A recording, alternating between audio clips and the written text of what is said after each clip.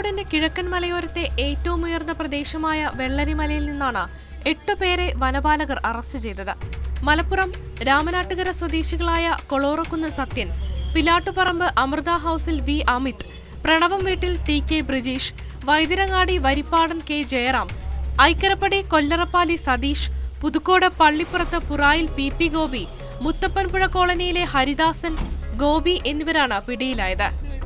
വിവരത്തെ തുടർന്ന് വനപാലകർ നടത്തിയ പരിശോധനയിലാണ് ഉൾവനത്തിൽ വെച്ച് ഇവർ പിടിയിലായത്. ഭക്ഷ്യവസ്തുക്കളും മദ്യവുമായാണ് സംഘം കാട് കയറിയത്. ബ്ലോഗർമാരുടെ യൂട്യൂബ് വീഡിയോ കണ്ട് പ്രചോദനം ഉൾക്കൊണ്ടാണ് ഇവർ വനത്തിൽ പ്രവേശിച്ചതെന്ന് താമരശ്ശേരി ഫോറസ്റ്റ് റേഞ്ച് ഓഫീസർ. ഈ യൂട്യൂബർമാരും ആ രീതിയിലൊക്കെ അറിഞ്ഞിട്ടുള്ളൊരു ഇതാണത്.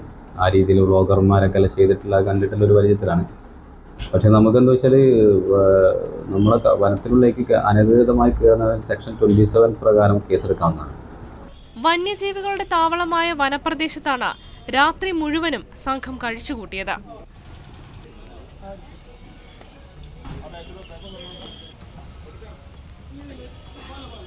മാതൃഭൂമി ന്യൂസ്, കോഴിക്കോട്.